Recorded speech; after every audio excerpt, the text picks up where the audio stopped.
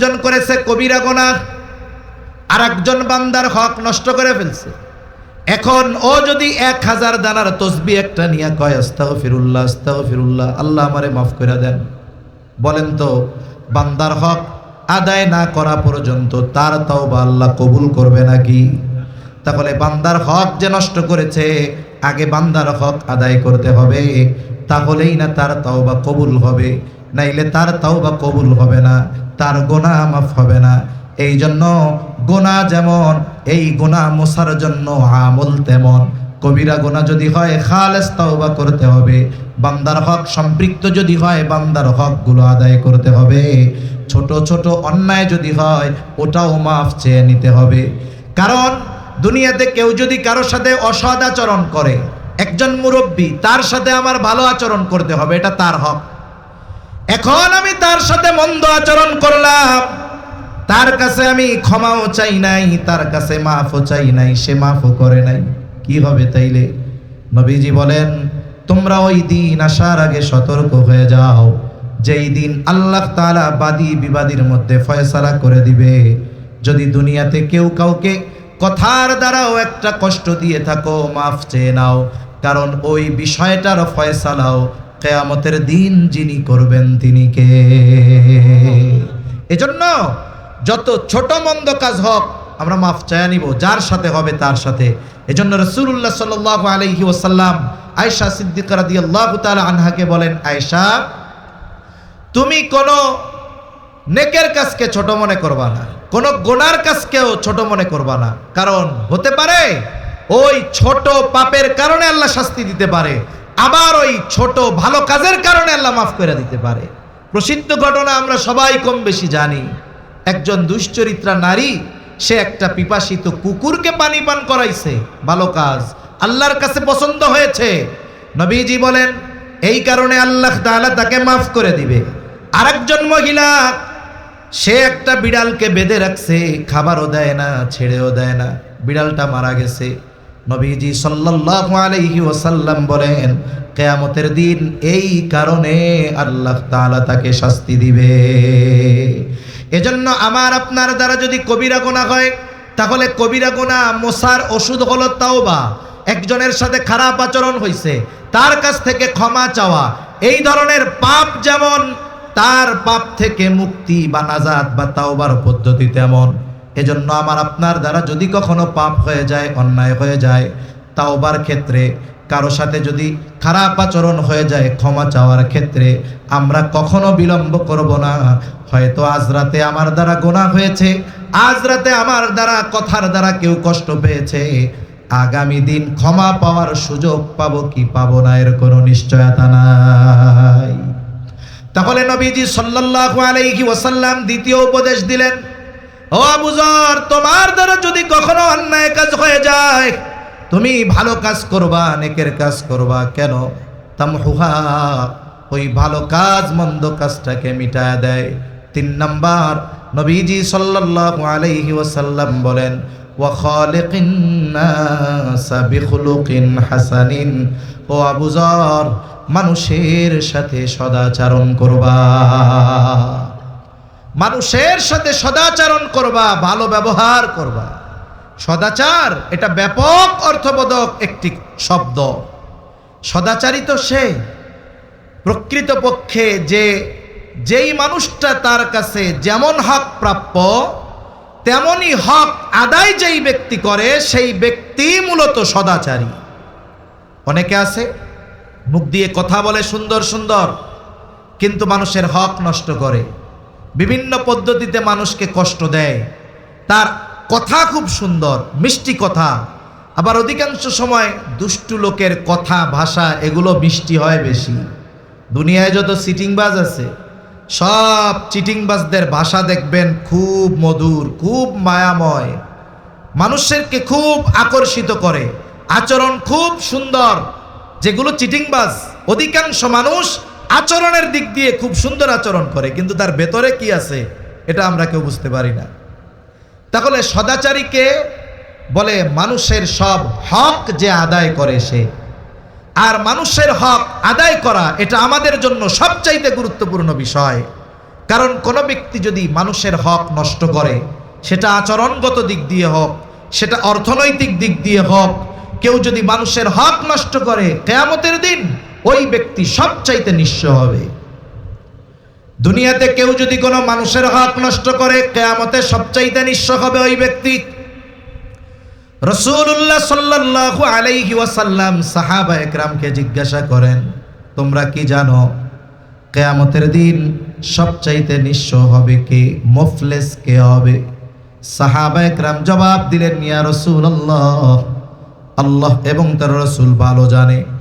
নবীজি সাল্লাল্লাহু আলাইহি ওয়াসাল্লাম বলেন, কিয়ামতের দিন সবচাইতে নিঃস্ব হবে ওই ব্যক্তি যার দুনিয়াতে নেক আমলের কোনো অভাব নাই, তাহাজ্জুদের অভাব নাই, তার দান সাদকার কোনো অভাব নাই, হজ উমরার অভাব নাই।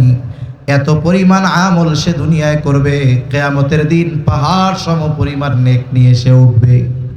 সে মনে করবে আজকে আমার জান্নাতে যাওয়া কে ঠেকায়। কিন্তু আফসোস, ওই ব্যক্তি দুনিয়ায় মানুষের হক নষ্ট করত, কারো সম্পদ কেড়ে নেওয়ার মাধ্যমে, কারো উপরে জুলুম করার মাধ্যমে, কাউকে কথার মাধ্যমে, কাউকে হাতের মাধ্যমে। ক্ষমতাধর ছিল, প্রভাবশালী ছিল, নেক আমল করেছে, কিন্তু বান্দার হক নষ্ট করেছে। ওই লোকটা জান্নাতে যাওয়ার অনুমতি পাবার পূর্বে আল্লাহ তাআলার কাছে দুনিয়ায় যাদের উপরে সে জুলুম করেছে, ওই মানুষগুলো আল্লাহর আদালতে ওই ব্যক্তির ব্যাপারে অভিযোগ দায়ের করবে, আল্লাহর কাছে বিচার প্রার্থনা করবে। আল্লাহ জিজ্ঞাসা করবে, ওরা যে অভিযোগ দিল সত্য? মিথ্যা বলার কোনো উপায় নাই। সে বলবে হ্যাঁ সত্য। আল্লাহ বলবে তাইলে হক আদায় করে দাও। দুনিয়ার লেনদেন, টাকা পয়সা, ডলার, এগুলো দিয়ে হয়। কিয়ামতের দিনের লেনদেন হবে নেকি আর গুনাহ দিয়া। বলে যার কাছে নেকি সে ধনী, যার নেকি নাই সে গরিব। এইবার ওই ব্যক্তি বলবে, আল্লাহ এ তো দুনিয়া না, দুনিয়া হলে সম্পদ যা নিয়েছি বহুগুণ প্রয়োজনে তাকে দিয়ে দিতাম। এবার বাদী বলবে, আল্লাহ আমার তো এখন সম্পদ দরকার নাই, আমার হক সে তার নেকির দ্বারা আদায় করে দি।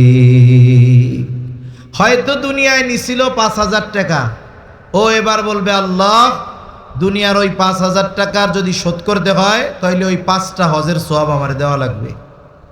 কিছু করার আছে? কিছু করার নাই। দাবি অনুযায়ী দিতে হবে, হক আদায় করতে হবে। একের পর এক মানুষের হক আদায় করতে করতে পাহাড় পরিমাণ নেক শেষ, কিচ্ছু নাই।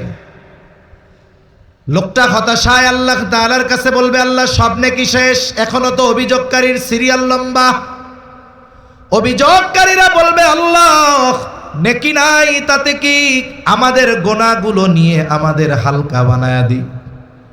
এতক্ষণ নেকি দিয়া হক আদায় করা লাগছে, এখন গুনাহ নিয়ে হক আদায় করতে হবে। পাহাড় পরিমাণ গুনাহর মালিক সে হয়ে যাবে। নবীজি বলেন, কিয়ামতের দিন সবচাইতে নিঃস্ব হবে ওই ব্যক্তি যার দুনিয়ায় নেক আমলের অভাব ছিল না, কিন্তু দুনিয়ায় সে মানুষের হক নষ্ট করত। এজন্য প্রকৃতপক্ষে সদাচরণকারী হলো সে যে মানুষের হক আদায় করে, যার সাথে যেমন হক তেমনটা সে আদায় করে। এই ব্যক্তি হলো সর্বোচ্চ সদাচরণকারী। মানুষের সাথে ভালো ব্যবহার, এটা উত্তম আখলাকের অন্যতম একটা অংশ। এই উত্তম আখলাক, উত্তম চরিত্র, এটা অনেক বড় এক আমল। রাসূলুল্লাহ সাল্লাল্লাহু আলাইহি ওয়াসাল্লামকে জিজ্ঞাসা করা হলো, মিজানে সবচাইতে ওজন হবে কোন আমল? আমল গণনা করা হবে না, মেপে দেখা হবে না, ওজন দেওয়া হবে। নবীজি সাল্লাল্লাহু আলাইহি ওয়াসাল্লামকে জিজ্ঞাসা করা হলো, সবচাইতে ওজন হবে কোন আমল? নবীজি সাল্লাল্লাহু আলাইহি ওয়াসাল্লাম নামাজের কথা বলেন নাই, রোজার কথা বলেন নাই, হজের কথা বলেন নাই, যাকাতের কথা বলেন নাই। নবীজি সাল্লাল্লাহু আলাইহি ওয়াসাল্লাম বলেছেন, মিজানে সবচাইতে ওজন হবে যে আমল, সেটার নাম হলো উত্তম চরিত্র। উত্তম আখলাক, উত্তম চরিত্র, এটা মিজানে সবচাইতে ওজনদার হবে। এজন্য একজন মানুষ সদাচরণকারী নয়, উত্তম ব্যবহারকারী নয়, সে মানুষের সাথে নরম ভাষায় কথা বলে না, সে রুক্ষভাষী কর্কশভাষী এই ধরনের মানুষ সদাচরণকারী হতে পারে না। এজন্য যেই মানুষটা আমার কাছে যেমন হক পাও না আমি তাকে ওই হক দিব। একজন বড়, সে আমার কাছে কি পাও না? বলে সে আমার কাছে পাওনা হলো সম্মান। একজন ছোট, সে আমার কাছে কি পাওনা? বলে সে আমার কাছে পাওনা হলো স্নেহ। রাসূলুল্লাহ সাল্লাল্লাহু আলাইহি ওয়াসাল্লাম বলেন, মাল্লাম ইয়ারহাম সাগীরানা ওয়া লাম ইউক্কির কাবীরানা ফালাইসা মিন্না। নবীজি সাল্লাল্লাহু আলাইহি ওয়াসাল্লাম বলেন, মাল্লাম ইয়ারহাম সাগীরানা, যে ছোটর উপরে রহম করে না, ছোটনকারী হতে পারে না। স্ত্রীর সাথে হক আছে, এই হকগুলো যে আদায় করে, স্ত্রীর সাথে সদাচরণকারী, কিন্তু অনেক ইবাদত করে, তাহাজ্জুদের অভাব নাই, দান সাদকার অভাব নাই, কিন্তু স্ত্রীদের সাথে ভালো আচরণ করে না, বলে সেই স্ত্রীদের সাথে সদাচরণকারী হতে পারে নাই। এজন্য একটা ব্যক্তি পরিপূর্ণভাবে তখনই সদাচরণকারী হয়, উত্তম আখলাকওয়ালা হয়, সদাচরণকারী তখনই হয় যখন সে মানুষের হকগুলো আদায় করে। আর মানুষের হক যদি আদায় না করে, কিয়ামতের দিন আল্লাহর আদালতে তাদেরকে ধরা পড়ে যাওয়া লাগবে। এজন্য সম্মানিত উপস্থিতি, উত্তম আখলাকের অন্যতম পাঠ হলো মানুষের হক আদায় করা। এজন্য দেখুন, ইসলামের যত বিধি বিধান, হুকুম আহকাম সম্মিলিতভাবে যত কিছু আছে, ঈমান থেকে নিয়ে যত কিছু আছে, সবগুলোকে শরীয়তে ইসলাম 5টি ভাগে বিভক্ত করেছে। 1 নাম্বার ঈমান আকীদা, 2 নাম্বার ইবাদত, 3 নাম্বার মুআমালাত, 4 নাম্বার মুআশারাত, 5 নাম্বার হলো আখলাক।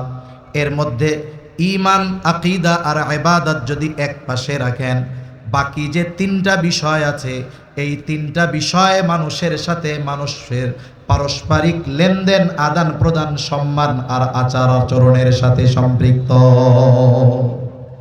এজন্য এই বিষয়গুলো যার ঠিক নাই, যার মুআমালাত ঠিক নাই, যার মুআশারাত ঠিক নাই, যার আখলাক ঠিক নাই, বাস্তবিক অর্থে এই মানুষগুলো পরিপূর্ণ মনুষ্যত্ব অর্জন করতে পারে না, ভালো মানুষ হতে পারে না। কারণ এই গুণগুলোই মূলত একটা মানুষকে বাস্তবে ভালো মানুষে পরিণত করে। আমার আপনার নবীজি সাল্লাল্লাহু আলাইহি ওয়াসাল্লাম নবুয়তের বহিঃপ্রকাশ হলো 40 বছর বয়সে, কিন্তু এর আগে আমার আপনার নবীজি ওই জাহেল সমাজে মানুষের সাথে সদাচরণকারী হিসাবে আমার আপনার নবীজির প্রসিদ্ধি ছিল। আমার আপনার নবীজির উপাধি কাফেররা দিয়েছিল আল আমিন। আমার আপনার নবীজির উপাধি কাফেররা দিয়েছিল as-সাদিক। তিনি মানুষের সাথে এতটা সদাচরণকারী ছিলেন, মানুষের সাথে মুআমালাতের ব্যাপারে এতটা সচেতন ছিলেন, যেই কাফেররা নবীজিকে হত্যার অপচেষ্টা করেছে, ওই কাফেরদের আমানতের সামগ্রী তাদের কাছে পৌঁছানোর ব্যবস্থা না হওয়া পর্যন্ত আমার আপনার নবী মদিনার দিকে সফর শুরু করেন নাই। অথচ আমরা সেই নবীর উম্মত। আমাদের আচার আচরণের অবস্থা কি? আমাদের আচার আচরণ তো আর একজন মুসলিম ভাইয়ের সাথে পর্যন্ত ভালো নয়। আমরা মনে করি ইবাদত যত বেশি করব আমি তত আল্লাহর কাছে প্রিয় হব। না না, রাসূলুল্লাহ সাল্লাল্লাহু আলাইহি ওয়াসাল্লামের কাছে 2 জন মহিলার অবস্থা পেশ করা হলো। একজনের ব্যাপারে বলা হলো, ইয়া রাসূলুল্লাহ সাল্লাল্লাহু আলাইহি ওয়াসাল্লাম, একজন মহিলা এমন কোনো আমল নাই যে সে করে না, একটা নফলও সে ছেড়ে দেয় না। সে তাহাজ্জুদ, আওয়াবিন, ইশরাক যত নামাজ আছে সব পড়ে, আইয়াম বিজের রোজা রাখে, সোমবার বৃহস্পতিবার রোজা রাখে, দান সাদকা করে। এক কথায় আমলের কোনো অভাব নাই। তবে একটা জিনিস, সে তার প্রতিবেশীর সাথে খারাপ আচরণ করে। আর একজনের ব্যাপারে বলা হলো, ইয়া রাসূলুল্লাহ সাল্লাল্লাহু আলাইহি ওয়াসাল্লাম, আরেকজন মহিলা যেটা না করলেই নয়, শুধু সেটাই করে। তার মানে ফরজ, ওয়াজিব, সুন্নাতে মুআক্কাদা, যেগুলো না করলে পাপ হবে, গুনাহ হবে, শুধুমাত্র এগুলোই করে, আর তেমন ইবাদত করে না। কিন্তু তার প্রতিবেশীর সাথে সে সদাচরণ করে, ভালো ব্যবহার করে, প্রতিবেশীর হক আদায় করে। ইয়া রাসূলুল্লাহ, এই 2 মহিলার মধ্যে কোন মহিলা উত্তম? নবীজি ওই ইবাদত বেশি করে তার কথা বলেন নাই, বরং নবীজি বললেন, যেই মহিলা প্রতিবেশীর সাথে সদাচরণ করে ওই মহিলা হলো উত্তম মহিলা, ওই মহিলা উত্তম। তাহলে উত্তম নবীজির কাছে হওয়ার জন্য ইবাদত বেশি হয় নাই, বরং ভালো আচরণ হক আদায় করার মাধ্যমে সে উত্তম মানুষ বলে বিবেচিত হয়েছে। এজন্য আমরাও আমাদের অপর মুসলমান ভাইয়ের সাথে ভালো আচরণ করব। আচরণ সবার সাথে ভালো, অমুসলিমদের সাথেও ভালো, খাস করে মুসলমানদের সাথে আমাদের আচরণ সর্বোচ্চ ভালো হতে হবে। নবীজি সাল্লাল্লাহু আলাইহি ওয়াসাল্লাম বলেন, আল মুসলিমু মান সালিমাল মুসলিমুনা মিন লিসানিহি ওয়া ইয়াদিহি।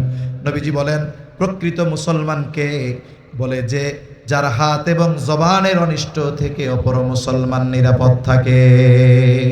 আমার জবান দ্বারা মুসলমান কষ্ট পায়, আমার হাত দ্বারা মুসলমান কষ্ট পায়, আমি ইবাদত করি অনেক, বলে আমি সদাচরণকারী হতে পারি নাই। একজন অমুসলিমও যদি আমার প্রতিবেশী হয়, তারও হক আছে না নাই? আছে। অমুসলিমদের সাথেও সদাচরণ। আয়েশা সিদ্দিকা রাদিয়াল্লাহু তাআলা আনহা নবীজি সাল্লাল্লাহু আলাইহি ওয়াসাল্লামের কাছে প্রতিবেশীর হকের ব্যাপারে জানতে চায়। বলে, ইয়া রাসূলুল্লাহ, আমার দুইজন প্রতিবেশী, একজন মুসলিম আর একজন ইহুদি। প্রতিবেশী হিসাবে কে আমার কাছে বেশি হক পাও না? দুইজনই আমার প্রতিবেশী, একজন ইহুদি আর একজন মুসলিম, কে বেশি হক পাও না? নবীজি সাল্লাল্লাহু আলাইহি ওয়াসাল্লাম এই ক্ষেত্রে যিনি মুসলমান তিনি হকদার বেশি, এমন জবাব নবীজি দেন নাই। নবীজি বললেন, আয়েশা, যার দরজা তোমার দরজার বেশি কাছে, প্রতিবেশী হিসাবে সে তোমার কাছে বেশি হকদার। তাহলে একজন অমুসলিম সেও যদি আমার প্রতিবেশী হয়, একজন মুসলিম প্রতিবেশীর চাইতে সে যদি আমার বেশি নিকটে হয়, অমুসলিম হিসাবেও সে আমার কাছে ভালো আচরণ প্রাপ্য, এটা তার হক। ইসলাম এত সুন্দর সদালাপ সদাচরণ আমাদেরকে শিখিয়েছে, কিন্তু আফসোস, যেই ইসলাম এত সুন্দর আখলাকের শিক্ষা দিল, ভালো আচরণের শিক্ষা দিল, আমরা সেই শিক্ষা গ্রহণ করতে পারলাম না। আমরা কি করি? আমরা এক মুসলমান আর এক মুসলমানের বকা দেই, আমরা এক মুসলমান আর এক মুসলমানের ক্ষতি করার জন্য যত ধরনের কাজ আছে করি, আমরা এক মুসলমান আর এক মুসলমানের গীবত করি, আমরা আর এক মুসলমান আর এক মুসলমানের দোষ না থাকলেও ওই দোষটা তার উপরে চাপায় দেই, অপবাদ দেই। অথচ একজন মুসলমানের জান, মাল, সম্মান, রক্ত সব আমার কাছে সম্মানের বস্তু থাকার কথা ছিল, ঠিক কিনা বলেন? কিন্তু আফসোস, আজকে এই সদাচরণ, এই উত্তম আখলাক, উত্তম চরিত্র আমাদের থেকে দূরে চলে গেছে। এজন্য আমরা আজকে এই মুসিবতের মধ্যে আছি, আমরা আর কষ্টের মধ্যে আছি।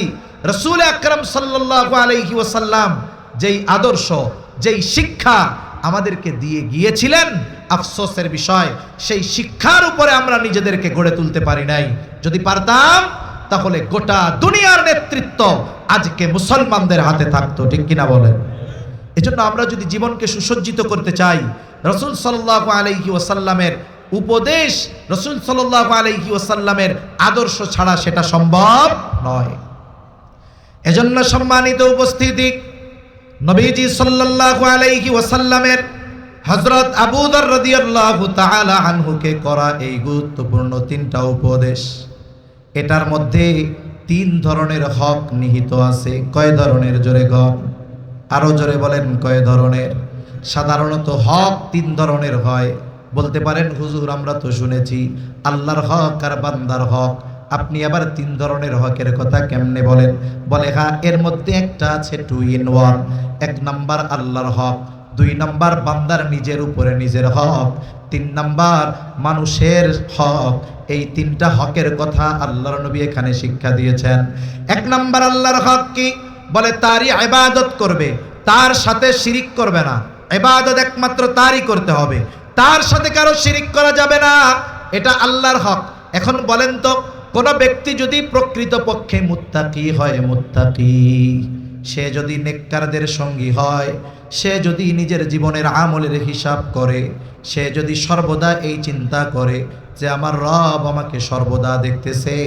বলেন তো অন্যান্য আরো কিছু বিষয় আছে, সবগুলা থাকলো, এই তিনটা জিনিস কোনো ব্যক্তির ভিতরে যদি পরিপূর্ণ থাকে, ওই ব্যক্তি জীবন চলে গেলেও আল্লাহর হক নষ্ট করবে নাকি?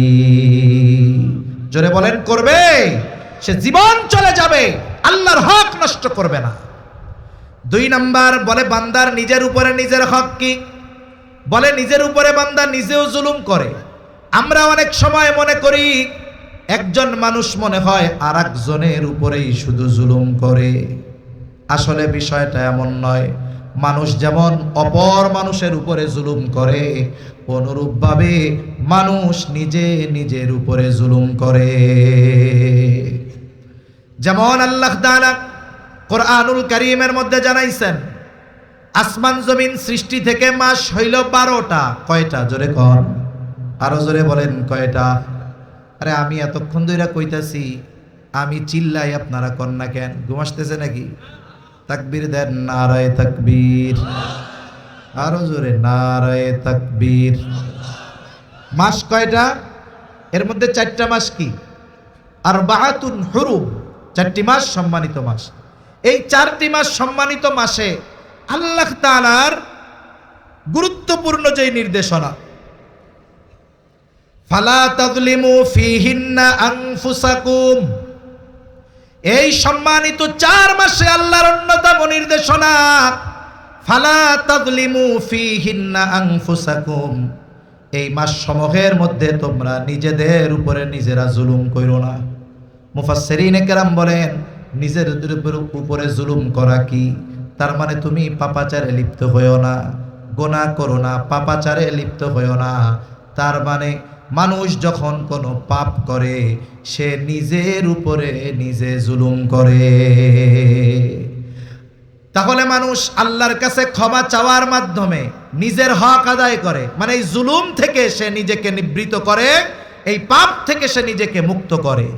নবীজির দ্বিতীয় নসিহতের মধ্যে মানুষের নিজের উপরে নিজের হকের কথা নবীজি বলেছেন, ফালা তাযলিমু ফীহিন্না আনফুসাকুম। আল্লাহ বলেন যে ওই মাসসমূহেতে তোমরা নিজেদের উপরে নিজেরা জুলুম করো না। আর রাসূলুল্লাহ সাল্লাল্লাহু আলাইহি ওয়াসাল্লাম বলেন, হে আবু যর, ওয়া আতবি'is সাইয়্যাতাল হাসানাতা তামহুহা, তোমার দ্বারা যদি কখনো মন্দ কাজ হয়ে যায়, তুমি ভালো কাজ করো, ভালো কাজ মন্দ কাজকে মিটায়া দেয়। এখন আমি কবিরা গুনাহ করে ফেলছি, বলে আমার ভালো কাজ হলো তাওবা করা, ক্ষমা চাওয়া। কার কাছে? জোরে কম। তাহলে এই তাওবা করা, ক্ষমা চাওয়ার মাধ্যমে বান্দা নিজের হক আদায় করে। আর 3 নাম্বার, মানুষের হকগুলো আদায় করার মাধ্যমে মানুষের সাথে সদাচরণ, তথা যেই মানুষটা তার কাছে যেই ধরনের হক পাও না, সেই ধরনের হক আদায় করার মাধ্যমে সে গোটা মানব জাতির সাথে সদাচরণকারী হয়ে যায়। এই যে নবীজির সুন্দর 3টা নসিহত, কত দূর আসছে? কত দূর আসছে জানতে হবে। 9:30টা বলছে আমার। কত দূর? কাছাকাছি আসছে, কালামপুর ঢুকছে। আচ্ছা ঠিক আছে, আমার একটু বলবেন না? 9:30টা বলছে আমারে। আচ্ছা, হুজুর আসার আগেই কি উনি বলবেন? আচ্ছা ঠিক আছে, কথা তো মূলত শেষ।